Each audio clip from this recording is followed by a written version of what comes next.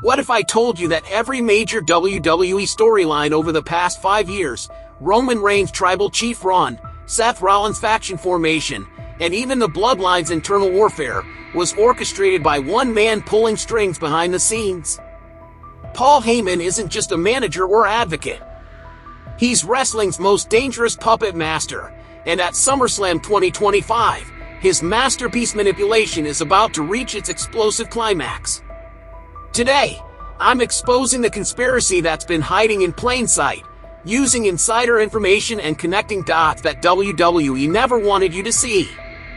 Welcome back to the channel where we dig deeper than anyone else dares. I'm about to reveal how Paul Heyman has been playing 4D chess while everyone else was playing checkers. From his 1,316-day partnership with Roman Reigns to his shocking betrayal at WrestleMania 41, from recruiting the Braun Bronze faction to potentially orchestrating the Bloodline's next evolution, every move has been calculated. The evidence is overwhelming once you know what to look for. We're talking about a systematic manipulation spanning years, involving multiple championships, faction warfare, and family dynasties. By the end of this video, you'll never look at WWE storylines the same way again. We'll examine 5 crucial pieces of evidence that prove Heyman's master plan, analyze the psychological warfare tactics he's employed, and predict exactly how this conspiracy reaches its conclusion at SummerSlam 2025's historic 2-night event at MetLife Stadium. Let's start with the foundation of this conspiracy: Paul Heyman's calculated creation of Roman Reigns as the tribal chief. When Reigns returned in 2020 after his health hiatus, aligning with Heyman wasn't just a storyline decision, it was the opening move in wrestling's most elaborate long-term manipulation. Consider the timing. Reigns had struggled for years to gain organic fan support as a babyface. The WWE Universe consistently rejected his Superman booking, booing him despite company efforts to position him as the next John Cena. Then suddenly, after months away, he returns as a heel with Paul Heyman by his side, and everything changes. The crowd finally embraces him, he becomes the most compelling character on television, and begins a historic 1,316-day championship reign. But here's what WWE doesn't want you to realize: Heyman didn't just help Reigns become a better character, he created a psychological dependency. Think about it. For over 3 years, Reigns relied on Heyman's counsel, his strategic mind, his ability to manipulate situations. Heyman positioned himself as indispensable, the wise counselor who transformed a struggling babyface into wrestling's most dominant force. The Bloodline formation with Jey and Jimmy Uso wasn't organic family bonding, it was Heyman expanding his sphere of influence. He understood that controlling one Anoa'i family member wasn't enough, he needed to control the entire power structure. Solo Sikoa's later addition gave Heyman even more leverage, creating a faction where he was the only non-family member but wielded enormous behind-the-scenes power. During this period, Reigns defeated legends like Brock Lesnar, John Cena, and eventually Cody Rhodes at WrestleMania 40. But notice how Heyman was always there, always whispering in Reigns' ear, always positioning himself as the architect of these victories. He was building psychological dependence while simultaneously gathering intelligence on every major player in WWE. The most telling evidence? Heyman's behavior during Reigns' title reign. He wasn't just managing, he was studying. Watch old footage and you'll see him observing other wrestlers, taking mental notes, building dossiers on their weaknesses. When Sami Zayn infiltrated the Bloodline, Heyman was the one who ultimately orchestrated his removal at Royal Rumble 2023, demonstrating his ability to manipulate even the most beloved babyfaces. The cracks in the Bloodline, Jey's eventual exit after clashing with Reigns, the internal tensions that led to their downfall, these weren't natural family dynamics. They were the result of Heyman's psychological manipulation, creating an unsustainable power structure. He built Reigns up specifically so he could tear him down when the time was right. And when did that time come? WrestleMania 41, in a triple threat match with Seth Rollins and CM Punk. Heyman's betrayal wasn't emotional, it was calculated. He had spent years studying Reigns' psychology, understanding his weaknesses, and positioning himself for the perfect moment to strike. The betrayal cost Reigns the title to Rollins, but more importantly, it shattered Reigns' confidence and left him vulnerable for the next phase of Heyman's master plan. Phase 2 of Heyman's conspiracy involved recruiting Seth Rollins, but not in the way WWE presented it to the audience. The official story claims Rollins turned heel and aligned with Heyman after winning the championship at WrestleMania 41. The reality is far more sinister. Heyman had been grooming Rollins for this role long before their public alliance. Remember, Rollins and Reigns have history dating back to the Shield. They were brothers in arms until Rollins' infamous 2014 betrayal that shattered the group. Heyman, the master manipulator, understood this psychological dynamic better than anyone. He knew that Rollins carried guilt about that betrayal, and more importantly, he knew that Rollins had always lived in Reigns' shadow despite his own incredible accomplishments. The evidence is in the timeline. Heyman's betrayal of Reigns at WrestleMania 41 wasn't spontaneous. It was precisely timed to coincide with Rollins' championship opportunity. Think about the psychology. Heyman helps Rollins win the title by betraying Reigns, then immediately positions himself as Rollins' new advocate. To Rollins, it appeared that Heyman was choosing him over Reigns, validating years of feeling overlooked. But here's the manipulation. Heyman didn't just recruit Rollins, he rebuilt him. The Monday Night Messiah persona, the heel turn, the faction formation with Braun Breaker and Bronson Reed, all this was Heyman's design. He understood that Rollins needed to feel like the architect of something bigger than himself, so he gave him a faction to lead while maintaining control from the shadows. The recruitment of Braun Breaker and Bronson Reed reveals Heyman's true genius. Breaker, a second-generation superstar at just 27, represents the future of WWE. His freakish athleticism and NXT championship pedigree made him the perfect investment for long-term control. Reed, a 330-pound destroyer, provided the raw power necessary for immediate impact. Together, they formed what Heyman dubbed the Braun Bronze, a name that subtly positioned them as his creations. But notice the psychological manipulation at work. Heyman, now calling himself the Oracle, positioned himself as the wise mentor guiding these young talents to greatness. He gave Breaker the confidence to call Roman Reigns irrelevant and claim to be the new big dog. He unleashed Reed as a walking tsunami ready to flatten anyone in his path. These weren't just wrestling personas, they were psychological weapons designed to destabilize the existing power structure. The most damning evidence of Heyman's manipulation? His reaction to Rollins' injury on July 12, 2025, at Saturday night's main event. When Rollins suffered a knee injury against LA Knight, sidelining him for SummerSlam, Heyman didn't panic. Instead, he immediately elevated Braun Breaker to faction leader, as revealed in his backstage conversation with Bronson Reed on the July 28th episode of WWE Raw. This wasn't crisis management, it was contingency planning. Heyman had always intended for Breaker to eventually lead the faction. Rollins was just the transitional figure. The established star needed to legitimize the group before Heyman's real chosen one took control. The injury simply accelerated the timeline, proving that Heyman's manipulation runs so deep that even unexpected setbacks serve his ultimate purpose. The third phase of Heyman's conspiracy involves the systematic destruction of the Bloodline from within, a divide-and-conquer strategy so sophisticated that even the participants don't realize they're being manipulated. What appears to be natural family drama is actually psychological warfare orchestrated by wrestling's most dangerous mind. The key to understanding this manipulation lies in Solo Sikoa's rebellion.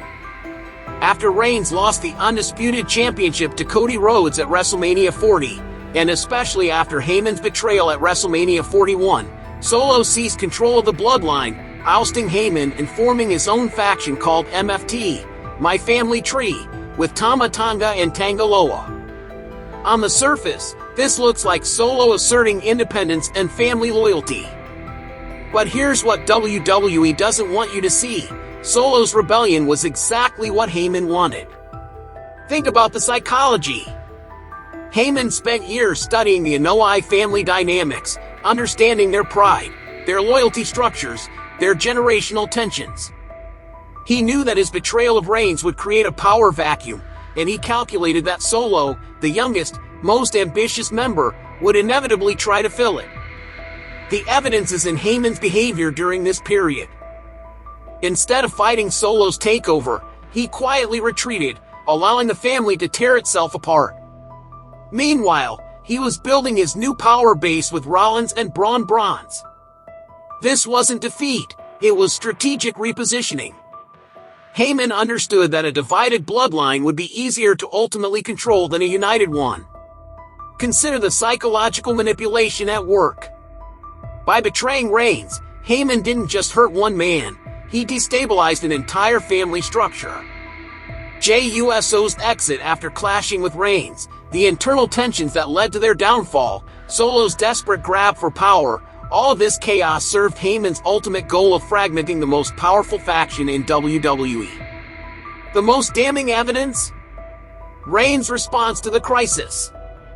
Instead of rebuilding the bloodline with new members, he fought back by reclaiming the Ula Fala, the symbol of the tribal chief, on Raw's Netflix debut in January 2025. But notice what he didn't do. He didn't try to reconcile with Heyman.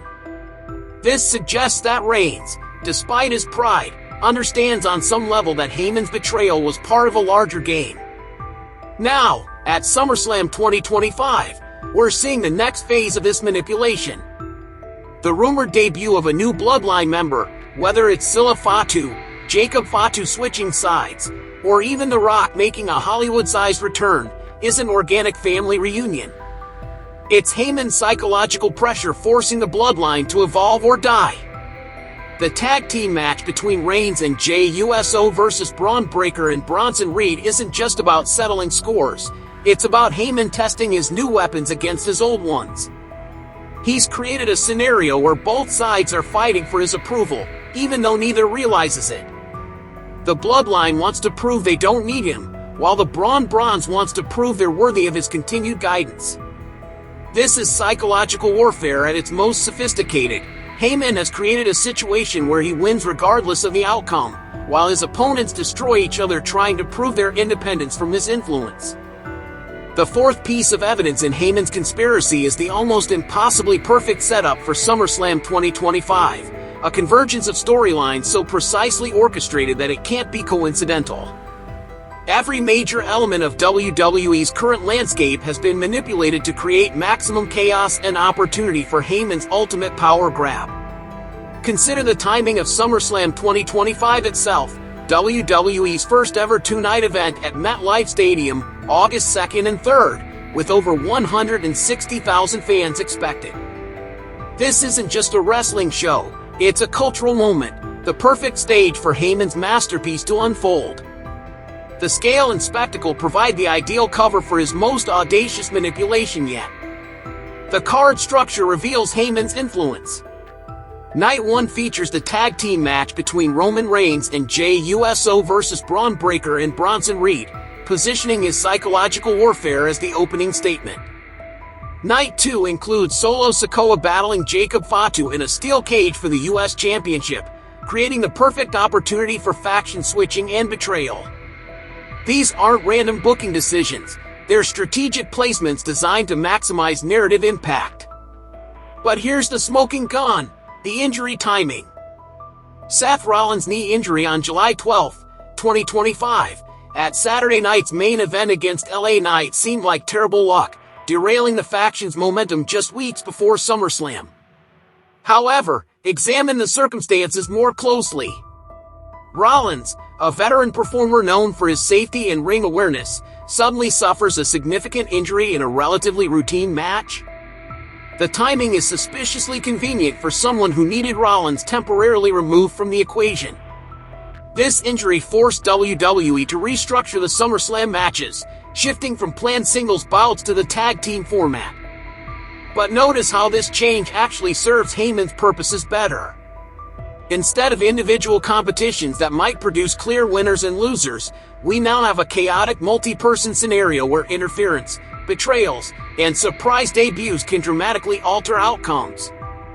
The most telling evidence is Heyman's calm response to the crisis. When Rollins was injured, Heyman immediately elevated Braun Breaker to faction leadership, as revealed in his backstage conversation with Bronson Reed on July 28th's Raw. His exact words, "The faction needs a leader and now they have one in Braun Breaker." This wasn't panic management, it was the execution of a predetermined plan. Heyman's positioning of himself as the Oracle during this period is particularly revealing. The name suggests someone who sees the future, who understands patterns others miss. It's the perfect psychological manipulation, positioning himself as indispensable while creating the impression that he's simply reacting to events rather than orchestrating them. The rumored debut of a new Bloodline member adds another layer to this conspiracy. Whether it's Zilla Fatu, Jacob Fatu switching sides, or The Rock making a surprise appearance, Heyman has created conditions where any of these scenarios would serve his ultimate goal of controlling WWE's power structure. He's not just planning for one outcome, he's prepared for multiple contingencies, each of which advances his agenda. The convergence is too perfect to be accidental. Injured faction leader, elevated protege, divided bloodline, massive stage, and multiple opportunities for game-changing moments. This is the work of a master manipulator bringing years of planning to fruition. The final piece of this conspiracy reveals Heyman's true endgame, not just controlling individual wrestlers or factions, but positioning himself as the ultimate power broker in WWE's new era. Every manipulation, every betrayal, every strategic alliance has been building toward this moment where he emerges as the kingmaker who determines the future of sports entertainment. The evidence lies in the mathematical precision of his positioning. Currently, Heyman influences both sides of the SummerSlam conflict. He built Roman Reigns into the tribal chief, creating psychological dependency that persists even after their split. He recruited and shaped Seth Rollins' faction, establishing Braun Bronze as his new weapon. He orchestrated the Bloodline civil war, forcing them to evolve or fragment. Now, he's positioned to benefit regardless of SummerSlam's outcome. If Reigns and Jey Uso win, it proves the Bloodline's resilience but also demonstrates that they needed to evolve, potentially adding new members, to survive evolution that Heyman's pressure forced upon them. If Braun Breaker and Bronson Reed win, it validates Heyman's new faction and establishes his proteges as the future of WWE. Either way, Heyman's influence shapes the result. But the real genius lies in the psychological manipulation of the audience and wrestlers themselves. Fans see compelling storylines about family loyalty, generational conflict, and faction warfare. Wrestlers believe they're fighting for personal pride and championship gold. Neither group realizes they're participants in Heyman's elaborate chess game where he controls multiple pieces on both sides of the board. The most damning evidence is Heyman's behavior pattern across different eras. In ECW, he positioned himself as the creative genius behind wrestling's most innovative promotion. In WWE, he became the advocate who elevated Brock Lesnar to mythical status. With CM Punk, he was the mouthpiece who amplified the voice of the voiceless.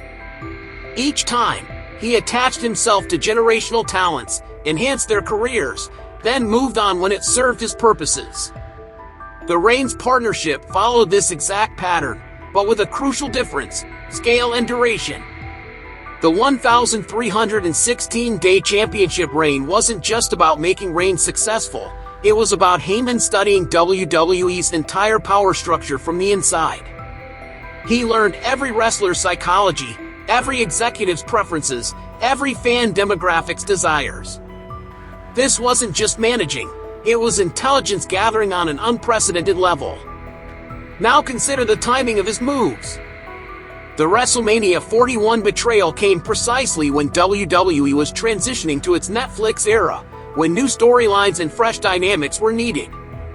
The recruitment of young talents like Braun Breaker positioned him perfectly for WWE's future.